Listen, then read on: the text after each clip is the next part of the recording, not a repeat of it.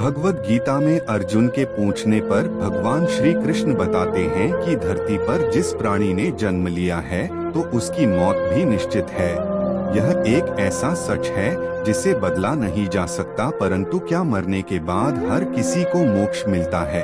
इसका सीधा उत्तर है नहीं। इसमें से कुछ ऐसे भी होते हैं जिनकी आत्मा सदियों तक पृथ्वी लोक में ही रह जाती है। इसका कारण है कि उनकी अकाल मृत्यु ही जाती है। आपने कई बार देखा होगा, आए दिन लोग सड़क दुर्घटना या फिर किसी आपदा का शिकार हो जाते हैं और अपनी जान गंवा बैठते हैं। ऐसी मौतों को धर्म शास्त्रों में अकाल मृत्यु कहा गया है। अकाल मृत्यु वह स्थिति है जब शरीर तो नष्ट हो जाता है लेकिन आत्मा संसार में ही बनी रहती है। लेकिन सवाल यह उठता है कि आखिर ऐसा क्यों होता है? अकाल मृत्यु के पीछे क्या कारण होते हैं और उसके बाद आत्मा का क्या होता है? आज के इस वीडियो में हम इसी के बारे में विस्तार से जानेंगे। इस वीडियो में हम जानेंगे कि अकाल मृत्यु क्यों होती है, अकाल मृत्यु के बाद उस आत्मा का क्या होता है, अकाल मृत्यु कैसे होती है, अकाल मृत्यु से बचने का मंत्र क्या है, आत्महत्या को पाप क्यों माना गया है। इसीलिए इस वीडियो को पूरा देखें और अपने दोस्तों में शेयर करें और चैनल को सब्सक्राइब करें। नमस्कार दोस्तों, धार्मिक वचन चैनल में आपका स्वागत है। देर न करते हुए आज की वीडियो की शुरुआत करते हैं और जानते हैं अकाल मृत्यु के बारे में सच्ची बातें। अकाल मृत्यु कैसे होती है? मित्रों, साधारण मृत्यु के बारे में तो हम सभी जानते हैं और समझते हैं, लेकिन अकाल मृत्यु का विषय ऐसा है कि इसके बारे में कई बातें कही जाती हैं। गरुड़ पुराण के 7वें अध्याय में लिखा गया है कि जब कोई व्यक्ति भूख से तड़प कर मर जाता है, किसी हिंसक जानवर द्वारा उसकी हत्या कर दी जाती है, या फिर किसी जहरीले पदार्थ के सेवन से व्यक्ति की मृत्यु हो जाए, पानी में डूबकर उसकी मौत हो जाती है, तो इसे अकाल मृत्यु कहा जाता है। अकाल मृत्यु क्यों होती है? दोस्तों, अकाल मृत्यु किसी भी कारण से हो सकती है, फिर चाहे वह किसी रोग के कारण हो, यह दुर्घटना के कारण। ऐसे में मनुष्य अक्सर यही सोचता है कि काश ये उनके साथ नहीं हुआ होता तो शायद उसकी मृत्यु नहीं होती। गरुड़ जी ने श्रीहरि से यह प्रश्न पूछा कि जब वेदों में मनुष्य की उम्र 100 साल निर्धारित की गई है, फिर भी वो जल्दी क्यों मर जाता है?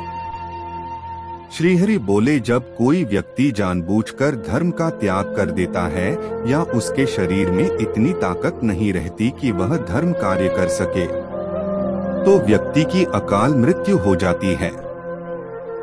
वहीं गरुड़ पुराण में इस बात का भी वर्णन किया गया है कि व्यक्ति के पिछले जन्मों में कर्मों के कारण भी उसे अकाल मृत्यु का सामना करना पड़ता है।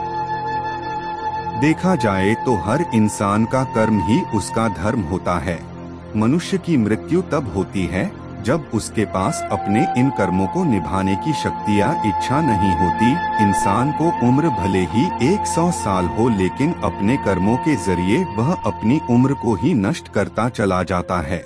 वेदों का ज्ञान न होने से मनुष्य जान नहीं पाता कि वह कब कुकर्म करता जाता है। इसलिए हर मनुष्य को धर्म और अधर्म के बारे में अवश्य जानना चाहिए।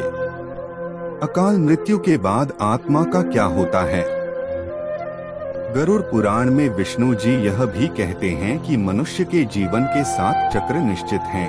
अकाल मृत्यु को प्राप्त होने वाले जो मनुष्य इस चक्र को पूरा नहीं कर पाते, उसे मृत्यु के बाद भी कई प्रकार के कष्ट भोगने पड़ते हैं। दरअसल अचानक ही मृत्यु होने की वजह से मनुष्य की इच्छा, कामना और तृष्णा बनी रहती है, जो कभी पूरी नहीं हो पाती। ऐसे में शरीर तो नष्ट हो जाता है, लेकिन आत्मा का मोह नहीं छूटता। इन इच्छाओं को पूरा करने के लिए आत्माएं अपने परिजनों को कष्ट पहुंचाती है। अकाल मृत्यु के बाद मनुष्य भूत पिशाच की योनि में कई वर्षों तक पृथ्वी लोक पर भटकता रहता है। वहीं दूसरी ओर गरुड़ पुराण के अनुसार प्राकृतिक मौत से मरने वाले लोग 13 या 45 दिन में दूसरा जन्म प्राप्त कर लेते हैं। वो आत्मा प्रेत योनि से मुक्त होकर अपने कर्म तथा अगले जन्म के लिए यमलोक पहुंच जाती है। जबकि जो व्यक्ति अकाल मृत्यु को प्राप्त करता है तो वह भूत, प्रेत, पिशाच, कुष्मांडा, ब्रह्मराक्षस, बेताल या छत्रपाल योनि में भटकता रहता है। उनकी आत्मा को आसानी से शांति नहीं मिलती। आत्महत्या पाप क्यों है? आपको बता दें कि अकाल मृत्यु में आत्महत्या को सबसे निचले दर्जे पर रखा जाता है। आत्महत्या करना पाप मन गया है। भगवान विष्णु आत्महत्या को परमात्मा को अपमान करना बताया है। जो व्यक्ति आत्महत्या करते हैं उनकी आत्मा पृथ्वी लोक पर तब तक भटकती है जब तक वह प्रकृति के द्वारा निर्धारित में जीवन चक्र को पूरा नहीं करता। उन्हें न ही स्वर्ग लोक की प्राप्ति होती है और न ही नरक लोक की। इसीलिए गरुड़ पुराण में अकाल मृत्यु को सबसे कष्टदायक अवस्था माना जाता है। वह अपनी तमाम इच्छाओं जैसे भूख, प्यास, सुख, क्रोध, लोभ आदि की पूर्ति के लिए अंधकार में तब तक भटकती है जब तक उसका जीवन चक्र पूरा नहीं हो जाता। आत्मा की मुक्ति के उपाय। गरुड़ पुराण के अनुसार अकाल मृत्यु द्वारा मरने वाले व्यक्ति के परिजनों को उसका तर्पण नदी या तालाब में करना चाहिए। साथ ही आत्मा की इच्छा पूर्ति के लिए पिंडदान और दान पुण्य जैसे सत्कर्म करने चाहिए। यह सत्कर्म कम से कम 3 से 4 वर्षों तक करना चाहिए। तब कहीं जाकर आत्मा को मुक्ति मिल पाती है। अकाल मृत्यु से बचने के लिए मंत्र। भगवान शिव के महाकाल स्वरूप की पूजा करने से अकाल मृत्यु के भय को टाला जा सकता है। दूसरा उपाय है कि सावन में महामृत्युंजय मंत्र का निरंतर जप करने वाले और उसके परिवार की अकाल मृत्यु से रक्षा होती है। वीडियो देखने के लिए धन्यवाद।